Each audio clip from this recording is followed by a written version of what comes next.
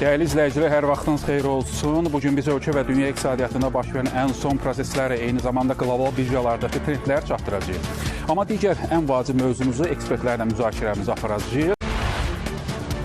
Gələn il vətəndaşların gəlirləri artacaq. Yeni büdcədə sosial rifah üçün daha çox vəsait nəzərdə tutulub. Digər bir mövzumuz təxminən 1 milyon vətəndaş 1996-cı ildə paylanmış, amma istifadə edə bilmədiyi vauçerlər, yəni çeklərlə bağlı mülkiyyət hüququnun tanınmasını tələb edir. Mövzu sosial şəbəkələrdə geniş müzakirə olunur hal-hazırda. Bəzi ekspertlər çeklərin rəqəmsal formada, blockchain əsaslı tokenlər kimi yenidən dövrəyə buraxılmasının mümkünlüyünü gündəmə gətirirlər.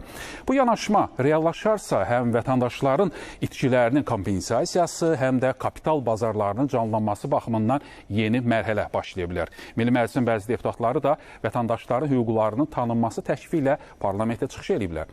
Bu təşəbbüs real görünürmü və vətəndaşların vauçerlərlə bağlı haqları doğrudan olaraq qaytarıla bilər? Mövzunun müzakirəsi Milli Məclisin deputatı Aydın Hüseynovla davam etdiririk. Aydın, mən buyurun eşidir sizi.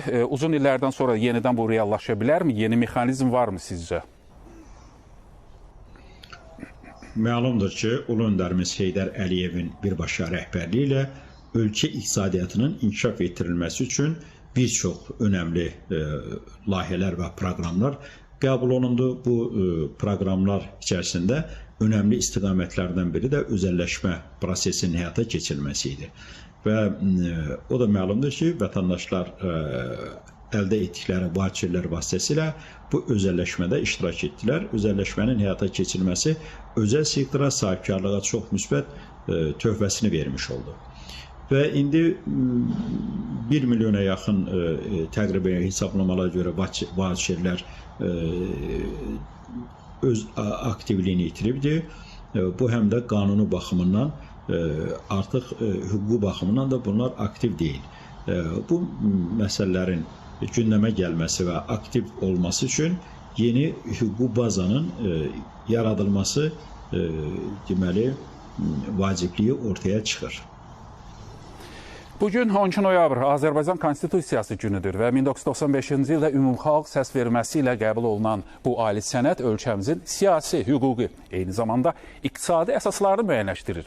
Konstitusiyada bazar iqtisadiyyatı prinsipləri, sahibkarlığın azadlığı, əmlak hüquqlarının qorunması və investisiya mühitinin təşviqi kimi müddəalar dövlətin iqtisadi inkişaf kursunu müəyyən edir.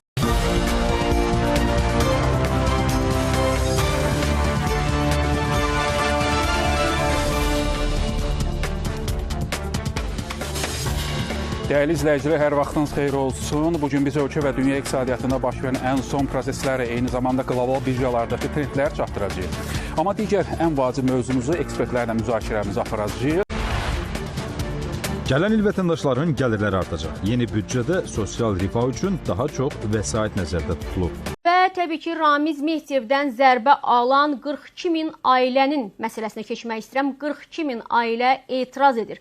O ləğv etdi, deyir söhbət 42 min ailəni təmsil edən özəlləşdirmə çeklər qrupunun redaksiyamıza göndərdiyi müraciətdən gedir. Musavat.com-a danışan qrupun nümayəndəsi təqaüddə olan Tahir Axundov bildirib ki, uzun illərdir ki, Heydər Əliyevin rəhbərliyi ilə həyata keçirilən dövlət əmlakının özəlləşdirilməsi prosesində vətəndaşlara verilmiş pay çeklərinin, yəni özəlləşdirmə çeklərinin hüquqi dəyəri və istifadəsi məsələsi açıq qalır. O qeyd edib ki, bu məsələ artıq 10 minlərlə ailənin mülkiyyət hüququ və sosial təminatı ilə bağlı ciddi bir problemə çevrilib. Deyir, bizim özəlləşdirmə paylarımız, yəni miras əmlak paylarımız qanunla təsbit olunmuş hüququmuzdur. Onları satmamışıq, itirməmişik. Sadəcə dövlət bu hüquqların reallaşması üçün şərait yaratmayıb. Qanun açıq şəkildə deyir ki, bu paylar dövlət əmlakının özəlləşdirilməsində ödəmə və tədavül vasitəsi kimi işlədilməlidir. Deyir, təəssüf ki, bəzi məmurların səhlənkarlığı və ya məqsədli addımları nəticəsində bu hüquq illərlə bloklanıb. Müraciətdə qeyd olunur ki, 1995-ci ildə qəbul olunmuş dövlət əmlakının özəlləşdirilməsi haqqında qanun və Ulu Öndər Heydər Əliyevin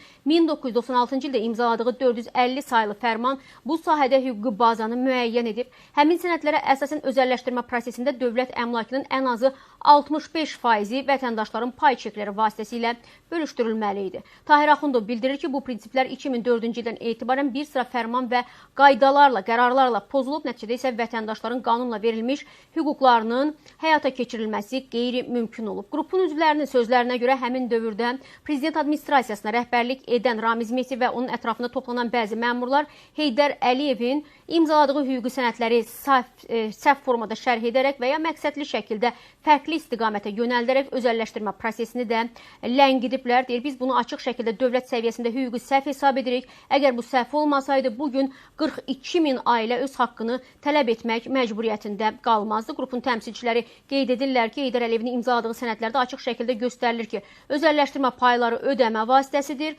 Onlardan imtina və ya dayandırılma qanunla belə konstitusiyaya ziddir. Dövlət bu hüquqları qorumağa borcludur. Müraciətdə vurğulanır ki, bu məsələnin illərlə həll olunmaması dövlətin iqtisadi imicinə və sosial ədalət prinsiplərinə mənfi təsir göstərir. Eyni zamanda korrupsiya üçün də zəmin yaradır. Əgər 42 min ailə bugün hüququnu tələb edirsə, deməli məsələ sırf şəxsi maraq yox, ictimai əhəmiyyətli problemdir. Biz istəyirik ki, Milli Məclis bu məsələni gündəliyinə daxil etsin, müvafiq komissiya yaradılsın, hüquqi və iqtisadi əsaslar isə yenidən qiymətləndirilsin deyib və xahişi də bundan ibarətdir ki, sözü gedən qrupun həm deputatlara, həm də kütlə informasiya vasitələrinin nümayəndələrinə müraciət edirlər və deyirlər ki, bu məsələ ictimai müzakirəyə çıxarılsın, vətəndaşların miras əmlak paylarının dəyərinin təmin olunması üçün tədbirlər görülsün. Bu məsələ nə qədər deyir, yubadılırsa, bir o qədər insan haqqına çatmadan dünyadan köçür. Xalqın 65%lik payı qanunla xalqa məxsusdur deyir.